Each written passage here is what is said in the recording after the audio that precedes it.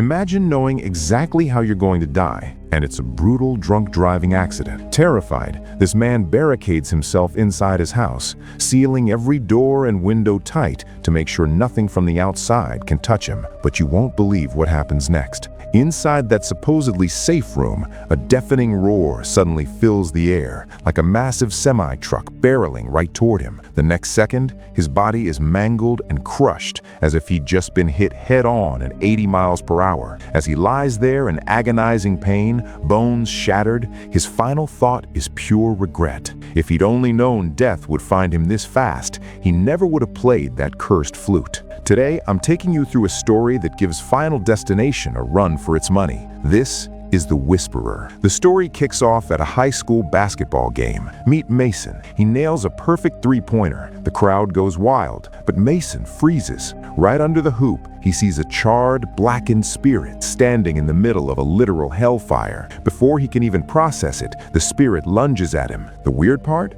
No one else sees a thing. While everyone is celebrating the win, Mason is shaking, sprinting off the court. He rushes to the locker room and pulls a pitch-black jar out of his locker. The burnt spirit is right on his heels. Just as it reaches him, Mason screams and smashes the jar onto the floor. It shatters, and the spirit vanishes. Mason catches his breath, thinking the nightmare is over. He hits the showers to wash off the stress, but just as he starts to relax, he looks down. Black, ashy water is swirling around his feet. He realizes something is very wrong, but the moment he turns around, it's game over.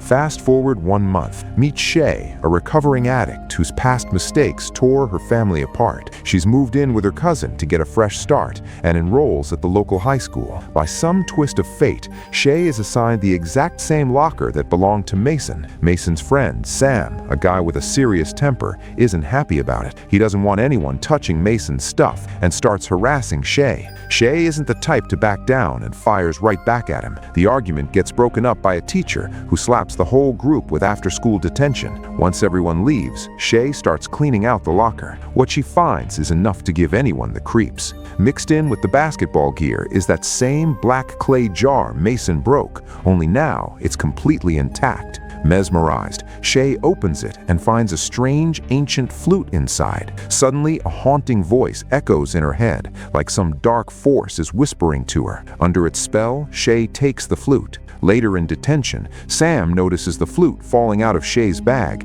He figures it's some kind of drug pipe, but the teacher on duty, who happens to study folklore and ancient history, recognizes it instantly. He tells them it's an ancient Olmec artifact. He translates the Mayan symbols carved into it, and the meaning is chilling: the caller of the dead. Claiming it's a priceless archaeological find, he confiscates it, but the second Shay and her friends leave, the teacher shows his true colors. He jumps on his laptop, checking an underground auction site. He knows this flute is worth at least $30,000, but just like Shay, the teacher falls under the dark influence. Without even thinking, he puts the flute to his lips and blows. A little while later, Shay's cousin goes back to the classroom to grab a magazine. He sees the teacher acting strange, stumbling out of the room. He spots the flute on the desk and sees the massive price tag on the laptop screen, so he pockets the artifact immediately. Meanwhile, outside, Shay runs into a local priest. This guy preaches religion, but on the side, he's a high-level drug dealer. He was responsible for a student's death in the past and tries to target Shay next, but her cousin shows up just in time to get her away. That night, the teacher sneaks back into the school to get the flute, but it's gone. He doesn't find the money, but he finds something much worse. He sees a dark shadow in the corridor. Thinking it's a parent, he goes to check, but the shadow just stands there, silent. The teacher's heart starts racing. His breathing gets heavy, but then the security guard appears, and the shadow vanishes. He tries to brush it off as a hallucination and goes back to his office. Suddenly, the temperature drops to sub-zero. The teacher realizes he's not alone. Something is hunting him.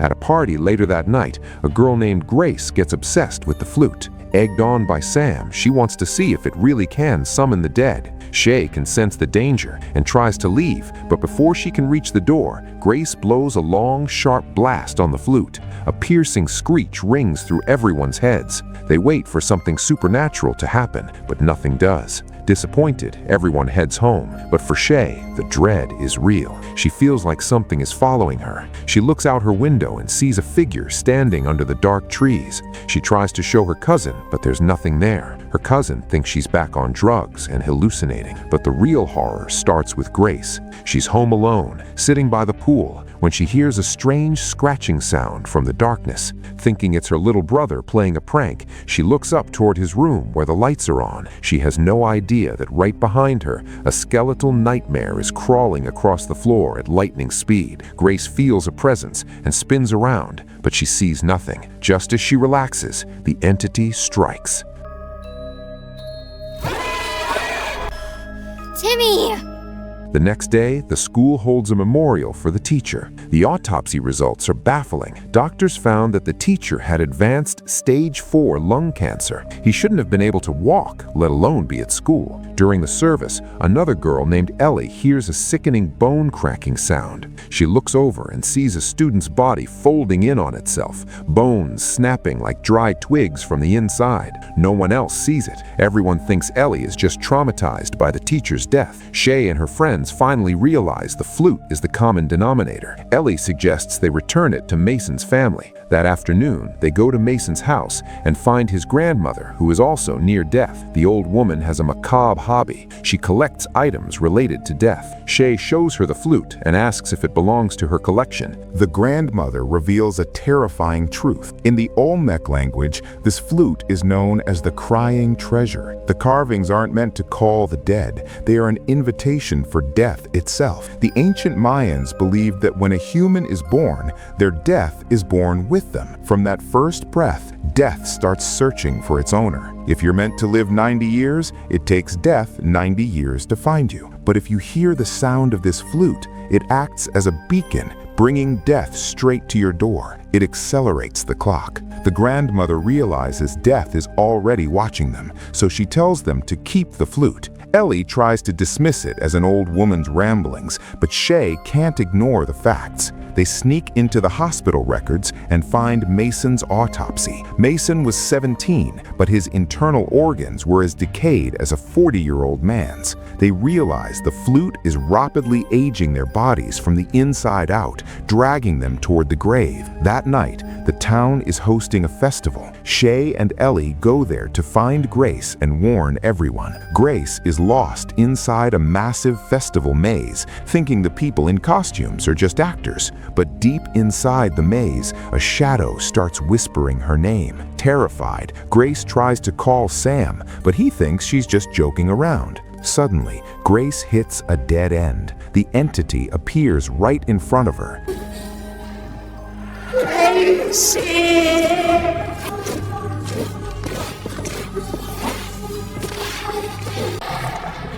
Back off, you crazy old bitch!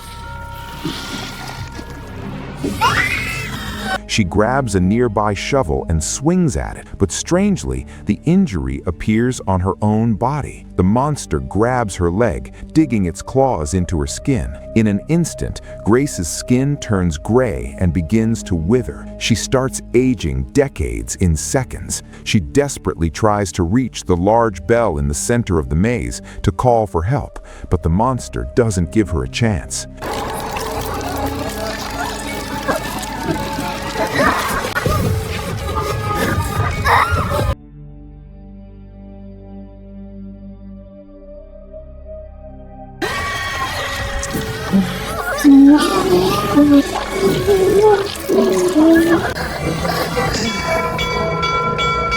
When Sam finally arrives, he doesn't find his beautiful girlfriend. He finds the shriveled corpse of an old woman. Shay tries to tell him it's the curse of the flute, but Sam is drunk and drowning in grief. He refuses to listen. That night, completely wasted, Sam breaks into his own house through the window. The moment Sam flips the light switch, the booze fog clears instantly. He's frozen, wondering if he's actually seeing this or if his mind is just playing tricks on him. Right on cue, his dad hears the commotion and steps into the room to check on him. He gives Sam a harsh reality check, warning him that if he doesn't stop drinking and driving, his luck is going to run out sooner or later. Sam brushes him off like it's nothing and kicks him out of the room. He has no clue his dad's prediction is about to manifest in the most brutal way imaginable. Meanwhile, Shay's cousin is sitting out on the roof alone as the rain pours down. Suddenly, he watches in horror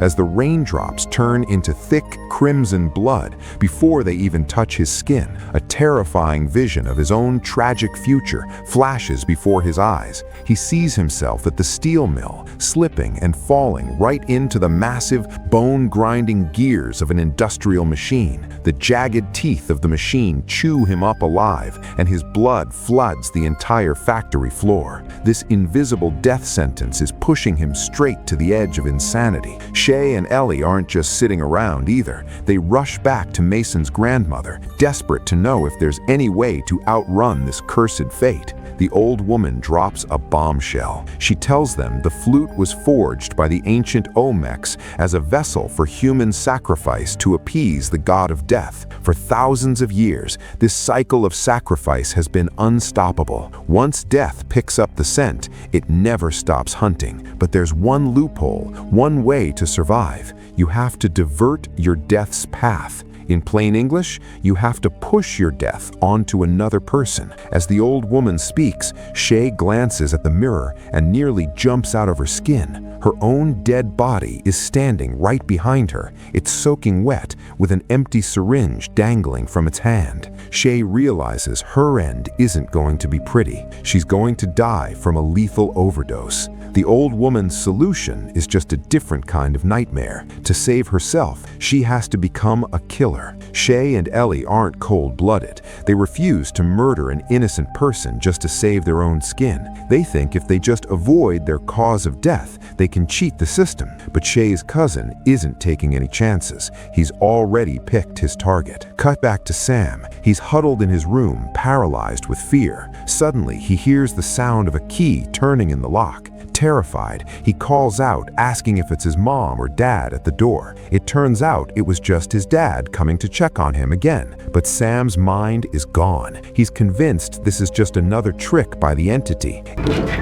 In a panic, he drags a massive wardrobe in front of the door to barricade himself in. Just as he breathes a sigh of relief, thinking he's safe, the blood-soaked monster crawls out from the closet behind him. In an instant, an invisible, massive impact slams into Sam. His entire body is crushed and mangled right there in his bedroom, his bones snapping like he just got hit by a semi-truck. His father's warning came true in the most twisted way imaginable. At the same time, Shay's cousin walks into the church, gun in hand. His plan is simple: pass his death sentence onto that dirty priest. The guy was a total hypocrite, a drug dealer hiding behind a collar. Her cousin figures if he has to kill someone, it might as well be a piece of trash who won't be missed. But he's no killer, and the priest manages to wrestle the gun away from him. Even with the barrel pointed at his face, the cousin starts laughing. The priest thinks the kid has lost his mind and pulls the trigger. But like magic, the bullet does absolutely nothing to him.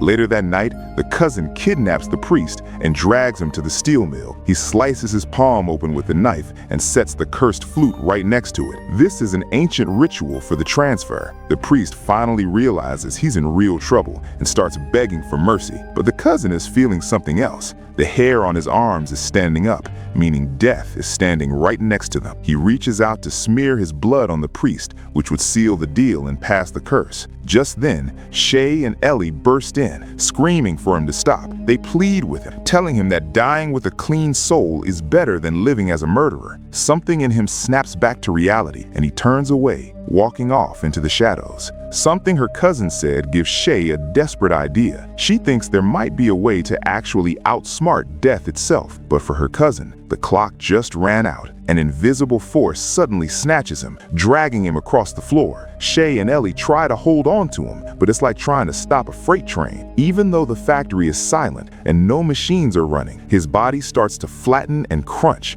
as if he's being fed through a massive invisible industrial roller. Seeing her cousin die like that breaks Shay, but she doesn't have time to mourn. She's next on the list. Since Ellie works at the hospital, she has a stash of insulin. Shay decides on a high-stakes gamble. She's going to die for a few seconds to trick death into thinking the job is done. They fill a massive drum with ice-cold water. Between the insulin and the freezing water, Shay's heart is going to stop. Once death leaves, Ellie is supposed to shock her back to life. But just as Shay's heart stops beating, a whole new nightmare walks through the door. That dirty priest managed to untie himself. He's out for blood, charging at them with a hammer and a loaded gun. He starts pounding on the door. Ellie is trapped. She's got her dead friend on one side and a lunatic at the door. She realizes her own death is here. She starts frantically pumping Shay's chest, trying to bring her back. The priest fires through the door, shattering the medical equipment and catching Ellie right in the stomach. Blood is everywhere. With the last of her strength, Ellie screams Shay's name. That scream reaches Shay's soul, and miraculously, she gasps for air, her eyes snapping open. Shay's relief is short-lived